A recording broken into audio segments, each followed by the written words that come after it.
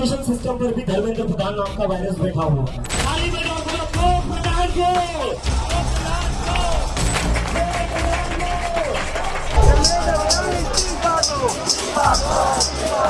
क्या आज खत्म करना है या इस्तीफा लेकर खत्म करना है? जो भी प्रोटेस्ट करेगा पीसफुली करेगा। ये लोग थोड़ी देर में हमें यहाँ से उठा लेंगे। नमस्कार, आदाब, सत श्री अकाल, जय भीम, जोहार। मेरा नाम है नवीन कुमार। इसके लिए न सरकार तैयार थी, न दिल्ली पुलिस तैयार थी, न भारतीय जनता पार्टी तैयार थी, न उसके नेता तैयार थे। अभिजीत दीपके, कॉकरोच जनता पार्टी के चीफ, अचानक से जंतर मंतर पर ऐलान कर देते हैं कि हम धर्मेंद्र प्रधान यानी कि भारत के शिक्षा मंत्री का इस्तीफा लेकर ही यहां से उठेंगे। उन्होंने लोगों से सवाल किया कि इस्तीफा लेकर उठना चाहिए या हम लोगों को यहां से चले जाना चाहिए, जैसे पहले के प्रदर्शनों में हम करते रहे। और लोगों ने एक सुर में कहा कि हम धर्मेंद्र प्रधान का इस्तीफा लेकर ही यहां से जाएंगे। और इसके बाद धरना आगे बढ़ जाता है। क्या हम लोगों को आज प्रोटेस्ट खत्म करना है या इस्तीफा लेकर ही खत्म करना है? क्या आज खत्म करना है या इस्तीफा लेकर खत्म करना है? अभिजीत दीपके सवाल करते हैं कि क्या दिल्ली पुलिस हम लोगों को परमिशन बढ़ाएगी, क्योंकि परमिशन केवल एक दिन के लिए था। और वहीं से जंतर मंतर के प्रदर्शन के बीच से ही यह अनुरोध जारी किया जाता है कि दिल्ली पुलिस प्रदर्शन की जो मियाद है, जो समय दिया गया है, उसको बढ़ाए। पुलिस अचानक से इस तरीके का कोई सिस्टम डेवलप नहीं कर पाती, या कहिए कि दिल्ली पुलिस के पास ऐसी कोई प्रक्रिया नहीं है कि एक चलते हुए धरना प्रदर्शन के बीच से कोई आवाज उठे और उसका समय बढ़ा दिया जाए। नतीजा, प्रदर्शनकारी वहीं पर बैठ जाते हैं और अपने प्रदर्शन को आगे बढ़ा देते हैं। लेकिन जो घंटी बजाई है कॉकरोच जनता पार्टी के लोगों ने सरकार के मुंह पर, सरकार के सीने पर, नीट को लेकर, छात्रों के अन्याय को लेकर, उसकी गूंज पूरे देश में सुनाई दे रही है। ताली बजाओ प्रधान को।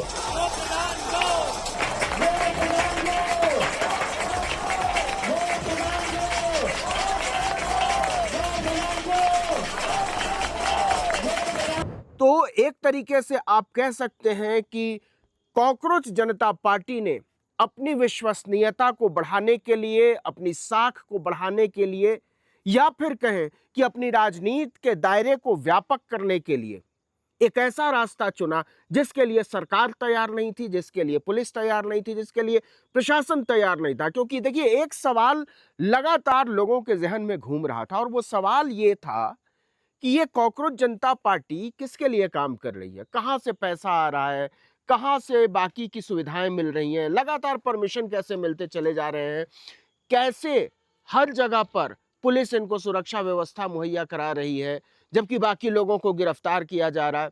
ये सारे सवाल थे। और जब अभिजीत दीपके ने कहा कि आप थाली और चम्मच लेकर आइए जंतर मंतर पर और हम सरकार की घंटी बजाएंगे, तो एक बारगी लोगों को नरेंद्र मोदी की याद आ गई। कोविड-19 के समय में वो कैसे लोगों को थाली बजाने के लिए कहते थे और लोगों ने थालियां तोड़ डाली थी। तो लगा कि इसी तरीके का कोई माहौल बनाने की कोशिश होगी। लेकिन जब जंतर मंतर पर लोगों की भीड़ उमड़ी और अभिजीत दीपके का और सौरभ दास का, कॉकरोच जनता पार्टी के दूसरे लोगों का दावा है कि एक बहुत बड़ी संख्या देश के अलग अलग हिस्सों से दिल्ली के जंतर मंतर पहुंची और इसके लिए बाकायदा नारा बुलंद किया गया था, दिल्ली चलो। तो दिल्ली चलो का नारा जब जंतर मंतर पर दिखाई दिया तो सचमुच में संख्या उतनी भी कम नहीं थी जिसके बारे में आशंकाएं जाहिर की जा रही थी। तो सबसे पहले देखिए, थाली और ताली बजाने की, चम्मच से थाली बजाने की वो गूंज जो जंतर मंतर से लेकर जो उठी और निश्चित तौर पर वो प्रधानमंत्री निवास तक भी पहुंची होगी। तो पहले सुनिए थाली चम्मच की गूंज।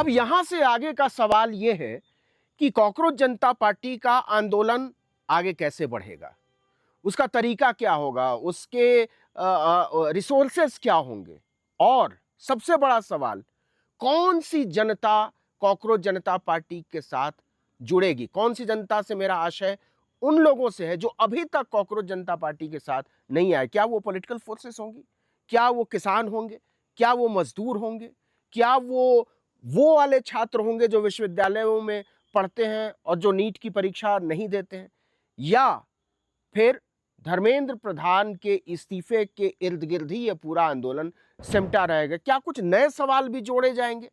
मजदूरों के लिए जो लेबर कोड बना है वो सवाल बहुत बड़ा है, किसानों के लिए न्यूनतम समर्थन मूल्य का सवाल बड़ा है, न्यूनतम मजदूरी का सवाल बड़ा है, बेरोजगारी का सवाल बड़ा है, इसके अलावा जो है तनख्वाह का सवाल बड़ा है, जो ठेके पर काम करते हैं उनको नियमित करने का सवाल। क्या कॉकरोच जनता पार्टी इन तमाम सवालों को समाहित कर सकती है? इस बुनियाद पर एक आंदोलन, एक बड़ा आंदोलन क्या बनता हुआ दिखाई दे रहा है। आप भी नजर रख रहे होंगे, हम भी नजर रख रहे हैं, लेकिन जो समझ बन रही है कॉकरोच जनता पार्टी के आसपास खड़े हुए आंदोलन को लेकर, वो समझ ये कहती है कि अभी भी और परखने की जरूरत है, अभी भी और नजदीक जाकर देखने की जरूरत है। क्योंकि ये देखिए कि अपने आप में इस सवाल को छोड़ा नहीं जा सकता है कि अभिजीत दिपके एक एक कदम आगे बढ़ रहे हैं, तो उनके पीछे क्या केवल नीट के परीक्षार्थी हैं, या उनके लिए जो सहानुभूति जिन लोगों के बीच है, उनके माता पिता की, उनके दोस्तों की, केवल वो लोग हैं, या फिर एक बड़ा तबका उनके साथ जुड़ता हुआ दिखाई दे रहा है। इन सब सवालों के जवाब जब मिलेंगे तभी तय हो पाएगा कि सरकार कैसे रिएक्ट करेगी। अभी का सच ये है कि सरकार कॉकरोच जनता पार्टी को इतनी बड़ी ताकत नहीं मानती है कि वो अपने शिक्षा मंत्री का इस्तीफा ले ले। और एक दिन पहले जब नीट का री एग्जामिनेशन होना, उससे एक दिन पहले यह मांग उठती है कि धर्मेंद्र प्रधान को इस्तीफा देना पड़ेगा, तभी हम जंतर मंतर से उठेंगे। क्या हम लोगों को आज प्रोटेस्ट खत्म करना है या इस्तीफा लेकर ही खत्म करना है? क्या आज खत्म करना है या इस्तीफा लेकर खत्म करना है? ये सरकार के लिए इसका जवाब देना बड़ा आसान है कि आप डिरेल करने की कोशिश कर रहे हैं एग्जामिनेशन, री एग्जामिनेशन के पूरे प्रोसेस को।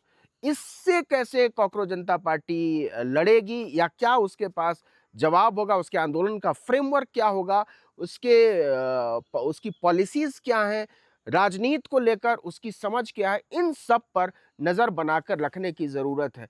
लेकिन आंदोलन जो है ना, वो एक कुएं की तरह होता है, और जब बहुत सारी चीजें उसमें मिलती हैं तब उसका आकार बड़ा दिखाई देता। पहले उसमें डालना पड़ता है, उसमें ताकत डालनी पड़ती है, उसमें समझ डालनी पड़ती है, उसमें संसाधन डालने पड़ते हैं, लेकिन इन सब से ज्यादा जिस चीज की जरूरत एक आंदोलन को पड़ती है वो है विश्वसनीयता की। तो अभिजीत दिपके के साथ तीन सवाल जो इस समय सबसे बड़े हैं कि अभिजीत दिपके की राजनीतिक क्षमताएं कितनी हैं, नंबर एक। नंबर दो, अभिजीत दिपके की बौद्धिक क्षमताएं कितनी हैं, और नंबर तीन, अभिजीत दिपके के पीछे कौन लोग हैं, संसाधन की क्षमताएं उनकी या उनके आसपास जुड़े लोगों की कितनी। जब तक इन तीनों सवालों का जवाब मुकम्मल तौर पर नहीं मिलता है, बहुत सारे नए सवाल उठते रहेंगे, और ऐसा लगता रहेगा कि अभिजीत दिपके की जो पॉलिसी है, जो उनकी नीतियां और कार्यक्रम हैं, वो स्पष्ट नहीं है। तो जब तक कि नीतियां और कार्यक्रम एक संगठन के स्पष्ट नहीं होते हैं, तब तक बहुत मुश्किल होता है कोई ठोस राय बना पाना। क्योंकि अन्ना आंदोलन का जला हुआ है ये देश, एक ठगी हुई है इस देश के नौजवानों के साथ, किसानों के साथ, आम जनों के साथ। एक दूसरी ठगी में, बहुत हड़बड़ी में यह देश शायद नहीं जाना चाहता। लेकिन बावजूद इसके हम इतना जरूर कहेंगे कि जंतर मंतर पर जो भीड़ उमड़ी, जो लोग आए और जिस तरीके की बातें हुई, उससे एक उम्मीद बनती है, और उस उम्मीद में बहुत सारी नई उम्मीदों के बीज छिपे हुए हैं।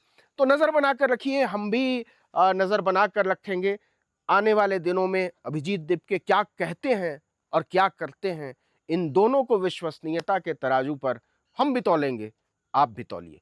इस वीडियो में इतना ही, लेकिन अगर आपने आर्टिकल 19 इंडिया को अब तक सब्सक्राइब नहीं किया है तो फौरन कर दीजिए, बेल आइकॉन दबाइए, घंटी जैसी आकृति लाइक कीजिए और कमेंट करके बताइए हमारा वीडियो आपको कैसा लगा।